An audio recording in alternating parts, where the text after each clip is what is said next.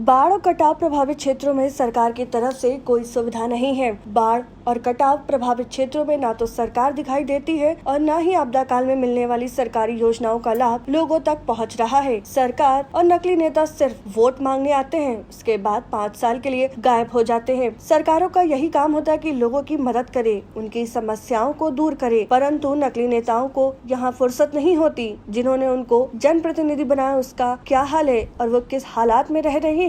बाढ़ और प्रभावित क्षेत्रों में सरकार कहीं नहीं दिखाई देती। यह बात प्यूरल्स पार्टी की अध्यक्ष पुष्पम प्रिया चौधरी भागलपुर में अपने 3 दिवसीय बाढ़ कटाव क्षेत्रों के दौरे के समापन पर कह रही थी। विक्रमशिला विश्वविद्यालय के भग्नावशेषों को देखने के बाद उन्होंने इसकी उपेक्षा कर दुख व्यक्त किया कि इसे यूनेस्को वर्ल्ड हेरिटेज साइट और नए नालंदा विश्वविद्यालय की तर्ज पर इसे विकसित करने की मांग की। राष्ट्रीय राजमार्ग 80 की दुर्दशा पर प्यूरल्स पार्टी की अध्यक्ष पुष्पम प्रिया चौधरी ने चिंता व्यक्त की। उन्होंने नीतीश कुमार को चुनौती दिया कि वे सड़क मार्ग से पटना से कहलगांव पीरपैंती जाकर दिखाएं, तब उन्हें बिहार के किसी कोने से राजधानी पटना 5 घंटे में पहुंचने के दावे का पता चलेगा। प्यूरल्स स्टूडेंट फेडरेशन के सदस्यों से मुलाकात करके सबको रोजगार देने के मुद्दे पर संघर्ष करने की बात कही। उन्होंने कहा कि जब उनकी सरकार बनेगी तो हर जिले से 100 लड़के लड़कियों की फ्री स्कॉलरशिप देकर विदेशी संस्थानों में पढ़ने भेजेंगी। भागलपुर एयरपोर्ट को व्यावसायिक संचालन की मांग की। उन्होंने कहा कि एयरपोर्ट होने से अर्थव्यवस्था में बढ़ोतरी और रोजगार पैदा होते हैं।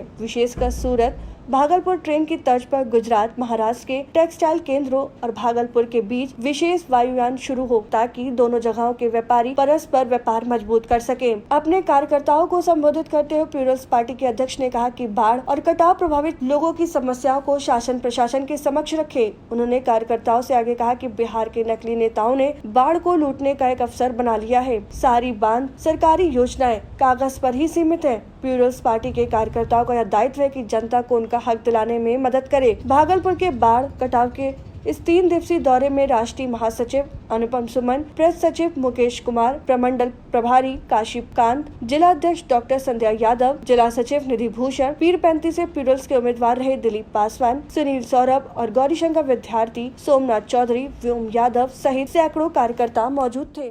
स्थापित होकर के कहीं कहीं सड़क के किनारे भी रह रहे हैं, तो उनको न इंदिरा आवास की सुविधा है, अगर वो शहरी क्षेत्र में है तो उनको प्रधानमंत्री आवास की सुविधा नहीं है, उनका राशन कार्ड नहीं बना है, जो खाद्य सामग्री बाढ़ के दिनों में उपलब्ध कराई जाती है वो अभी तक उन तक नहीं पहुंची है, और साथ ही साथ किसी भी प्रकार की जो सरकारी योजना है उसका लाभ उनको आज तक नहीं मिला है। और उन गाँव में चाहे पीरपैंती की कहानी हो, नारायणपुर की कहानी हो या खड़ी की कहानी हो, हर जगह यही समस्या देखने को मिल रही है।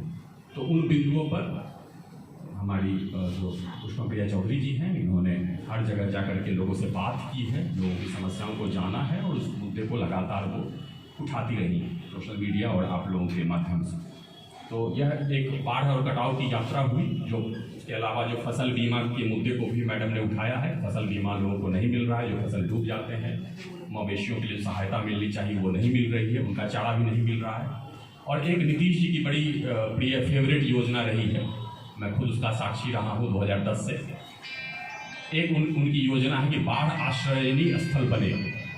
उन्होंने स्वयं अपने मुख्यमंत्री राहत कोष से बिहार राज्य पुल निर्माण निगम को पूरे बिहार में, उत्तर बिहार में 100 से ज़्यादा बाढ़ आश्रयनी स्थल बनाने के लिए रकम उपलब्ध कराया था। और उनका दावा था कि हम हर जगह पर बाढ़ आश्रयनी स्थल बनाएंगे ताकि जो बाढ़ पीड़ित लोग हैं उनको अस्थायी आसरा मिल सके, और वो उसी आश्रय पर हर तरह की सुविधाएं उनको दी जाएंगी। तो वो बाढ़ आश्रयनी स्थल का क्या हुआ किसी को नहीं पता है, कहाँ बना आज तक तो हमें तो कहीं नहीं दिखा है। वो बात है।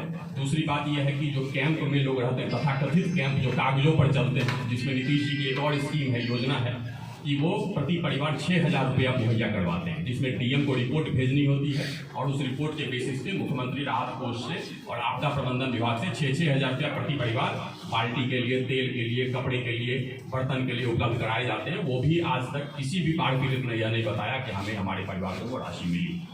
तो यह तो बाढ़ की समस्या है, पूरे बिहार में यही समस्या है, भागलपुर उसमें अपवाद नहीं।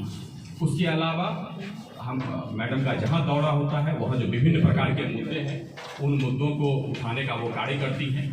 जैसे कि जब वो नवगछिया अनुमंडल में थी तो नवगछिया अनुमंडल में आप लोगों को पता है कि वहाँ की मुख्य नकदी फसल जो हुआ करती थी वो केले की खेती थी। तो केले की खेती किस तरीके से वर्षों से वहाँ बर्बाद हो गई है, क्योंकि उसका कोई उद्योग का लिंकेज नहीं है।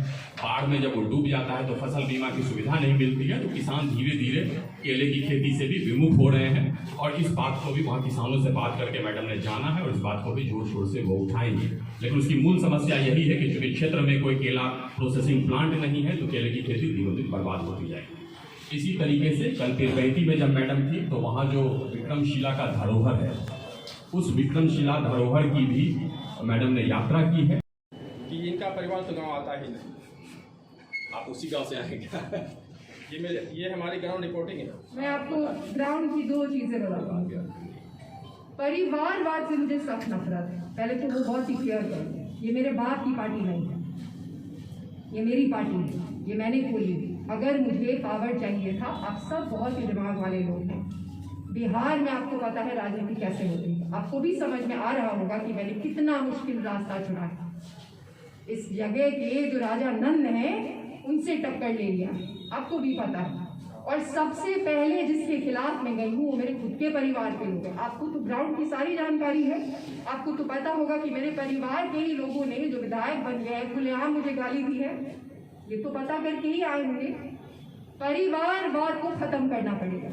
ये राजतंत्र तो नहीं है, अपनी मेहनत से चीजें पाई हैं जिंदगी में। बाहर किसी के पैसे पे पढ़ने नहीं गई थी, लोन लिया था, फाइनेंशियल एड लिया था और पढ़ाई की है। और खुद से पार्टी इसीलिए बनाई है ताकि उन लोगों को जिनको ये प्लेटफॉर्म नहीं मिलता है कि वो राजनीति किस तरीके से करें, उनको वो प्लेटफॉर्म मिले। परिवारवाद को खत्म करने के लिए आए हैं। मेरा आपसे पहले मैं ही प्रश्न पूछूंगी, मैंने ही अभी आपको ये चीज बोली कि उस मोहल्ले में 2 जदयू के बहुत बड़े नेता रहते हैं लेकिन पानी का जमाव होता है, तो ये कुछ नहीं करेंगे। ये किस परिवार से आते हैं नहीं आते हैं इससे कोई लेना देना नहीं है। इनकी अपनी राजनीति है, अपनी ब्रांड ऑफ राजनीति है। ये प्लूरल्स पार्टी है, ये किसी के पिता की पार्टी नहीं है और किसी के बच्चे की पार्टी नहीं है। एक चीज़ बताइए मैडम, कैसे बनाया जा सकता है? टेक्सटाइल इंडस्ट्री में बहुत सारी संभावनाएं। हमारे मैनिफेस्टो में जो रोजगार लाने की हम बातें करते हैं, उद्योग लाने की बातें करते हैं, 80 लाख उद्योग ऐसे ही नहीं लिख दिए थे। 80 लाख रोजगार मतलब वो बाकी पार्टियों में जैसे कोई जुमला के जैसे नहीं लिखा था। टेक्सटाइल पे बहुत ही ज़्यादा डिपेंडेंट होना पड़ेगा, क्योंकि टेक्सटाइल आप बांग्लादेश को देख लीजिए या हमारे ही देश में अगर आप साउथ में चले जाएंगे तो आप तमिलनाडु को देख लीजिए। तो जो भी यहाँ पे था, जो सिल्क सिटी कहते हैं आप भागलपुर को, या जो भी बुनकरों की हालत है वो तो। अगर आपको हमारा वीडियो पसंद आया हो तो इसे लाइक करें, सब्सक्राइब करें और साथ ही बेल आइकन दबाना ना भूलें।